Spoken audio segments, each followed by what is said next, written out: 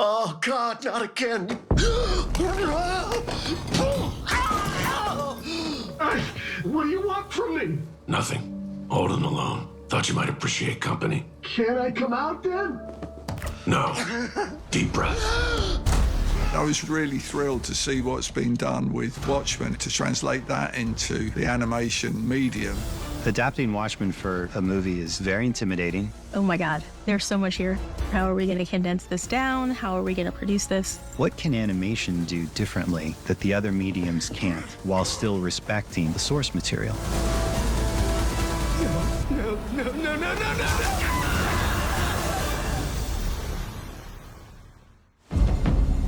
I have decided to create something. A world grows up around me. Am I shaping it, or do its predetermined contours guide my hand? I've always loved animation. It's got a great power to it. The things you don't have in comics, the movement, the sound, really come to the fore in animation. Dave Gibbons was essentially our North Star when it came to art direction. There was no way we were going to start these movies without getting Dave involved. We really wanted to crawl into his head. We wanted to get any information out of him that we could that would help us make the best adaptation possible. I have business with a better class of person. He has a very naturalistic filmmaking eye. Every choice we made was always to stay faithful to the book, and people watching this would feel like the book came to life. The very first shot of the book is a crane shot with the camera pulling out from the button in the gutter. The streets are extended gutters, and the gutters are full of blood. And when the drains finally scab over, all the vermin will drown. I was very excited about trying to duplicate that in film. It took me 2 years to draw the original graphic novel of Watchmen. It's a daunting thing to attempt.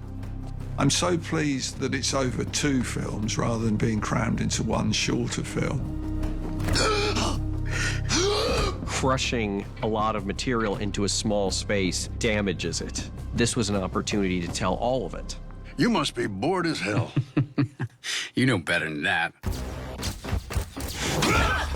We were going to have to make some hard choices and try to distill all of that great work down to its most essential elements. I think all the important beats are in there, but because of how it lays out, there was no way to do it in the same order as the comic. It's a lot to take 12 issues and tell that over 2 features. Inevitably, when you adapt from one medium to another, you're going to have to change things. You're going to have to emphasize things in the narrative in a different way. You haven't been down here in a while. Neither of you. Lots of dust. I did such a lot of work in doing the original graphic novel that I probably supplied them with everything they needed. I want to thank Gibbons for making them, because they made my job a lot easier, trying to find all the detail in a thing, and he gave it as large as he could. The first element that excited me about adapting the Watchmen book was that it is set in the 80s. How can we make this movie feel like it's a product of the 80s? Where are you going, pigs? The party's right here! One of the things we really wanted to do in capturing Dave's art was not just the great line art that he did, but actually capture the pen stroke itself. I was able to pull out the exact micron dot of Gibbons' brush on paper. I built all of my brushes so that they exactly matched the comic book. How do you put that on a 3D model that moves? So we invented this card system where you had a model that was intersected by a plane, and that plane would draw the Gibbons line. It allowed the line to move with the 3D. We were able to not only capture the look of Dave's drawings by wrapping his line textures around CG characters, but also light the characters in such a way that was evocative of comic book color printing or animation styles of the 1980s. We also tried to take paper textures and apply that to all of the backgrounds and even to the skin textures so that you feel traditional media textures coming through. Can't do all of that paper texture on screen, but what I can do is apply film grain, which is visible in 80s filmmaking to evoke the feeling, of the pulpy paper that Watchmen was originally printed on. We were lucky enough to have such a multi-talented team in LA, this very scrappy, small team that really thought out of the box and figured out how to establish the final look in the film. If you're looking at anything on screen and you're thinking, this looks 2D, we did our job right, because that's what we wanted. We made a 3D movie. It's all CG, but we wanted it to feel like hand-drawn animation from the 80s. There was no CGI animation in the time period when Watchmen was published. I watched the whole thing very much with my mouth open because of it looking like it had been drawn by me.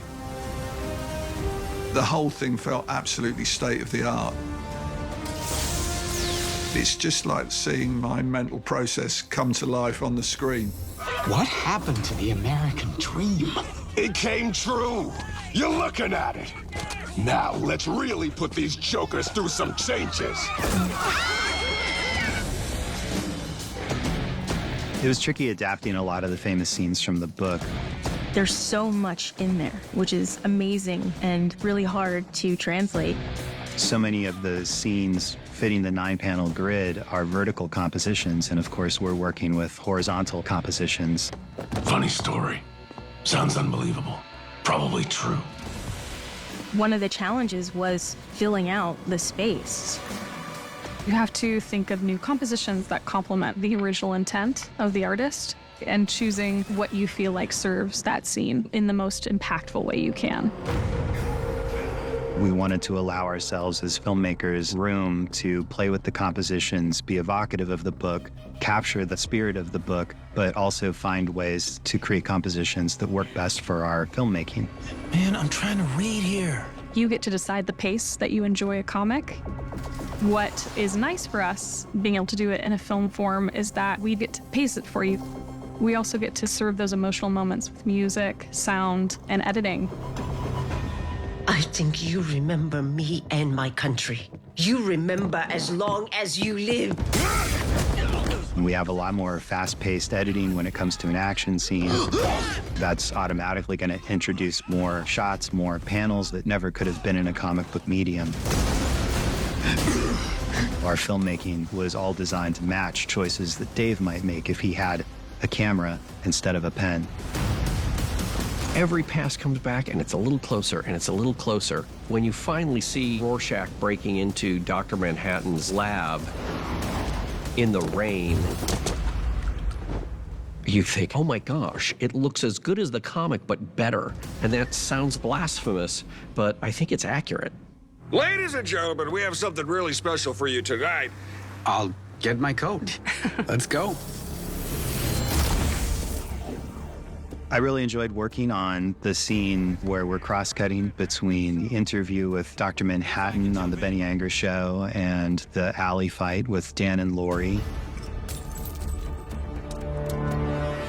From a filmmaking standpoint, from an editorial standpoint, I knew that those things had to come to a head at the same time. Doug has reports of over 24 of your former associates who have been similarly afflicted. No. Do you have any response to these allegations? That's an example of where we're trying to respect the order of events as presented in the book, but then knit them together in a slightly different way editorially that is more satisfying for a movie.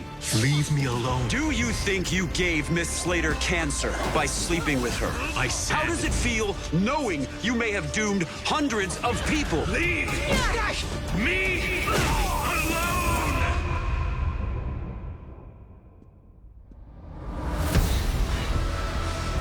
It feels almost like something that I gave birth to, but it's the first time I've seen it. So that's rather a strange feeling.